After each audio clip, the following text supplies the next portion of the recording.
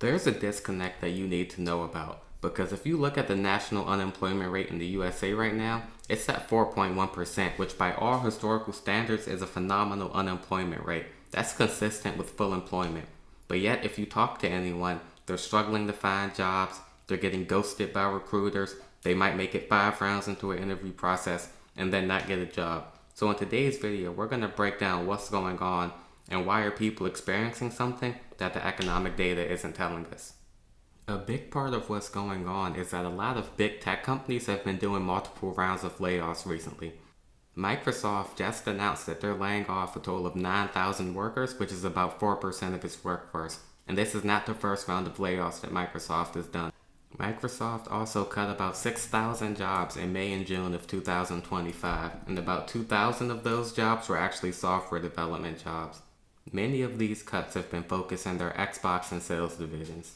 Bumble has also announced that it's about to cut about 30% of its global workforce in an effort to streamline operations and operate with a smaller headcount.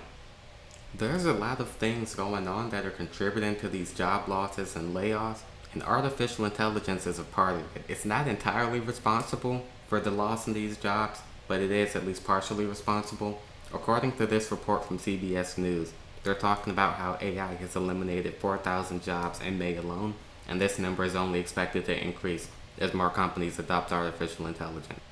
This article goes on to say that there were 80,000 layoffs in May, which is a 20% jump from April, and it's almost 4 times as much as the same month in the prior year. So this is telling us that the number of layoffs and the number of job losses has been increasing. If you believe this report by Goldman Sachs, then these job losses are sadly just the beginning. Goldman Sachs says about 300 million jobs could be affected by AI. Now, this is not saying 300 million people are going to lose their jobs or 300 million jobs are going to be taken away. These are just talking about jobs that will be affected by AI.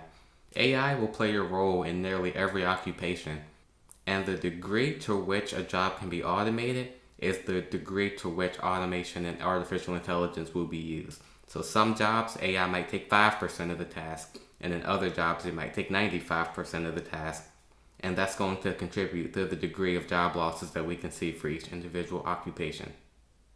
This video would not be complete unless I talk about some of the other things that are also impacting the labor market right now, and tariffs can definitely be one of those. Some economists believe that tariffs can impact the job market in one of 2 ways. The first one is companies could just be unwilling to do any future planning or hiring right now because they're just unsure of how this trade war is going to play out. And the second one is if these tariffs cause increased inflation and consumers pull back their spending, then companies would not want to overproduce, and so they would reduce their headcount to account for the fact that fewer people will be using their goods and services due to higher prices.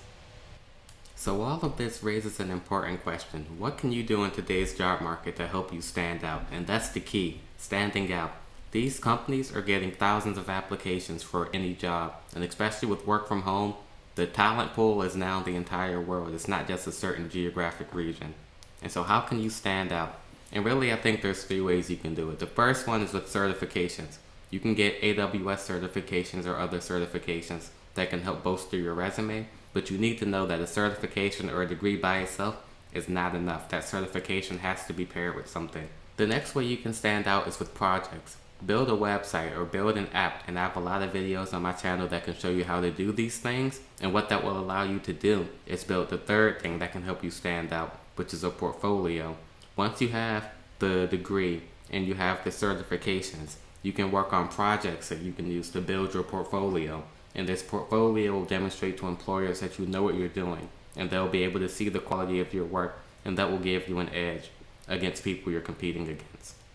I know the job market is tough, and so I built a free app for aspiring consultants or financial analysts, and so you can go through interactive case studies and prepare for your next case interview. This app, Ace Case, will help you prepare for your interview in a way that helps you stand out and hopefully land that next job. That's all I have for today's video. Thank you for watching. Make sure you like, comment, and subscribe, and give Ace Case a download. Thanks for watching, and I'll see you in the next video.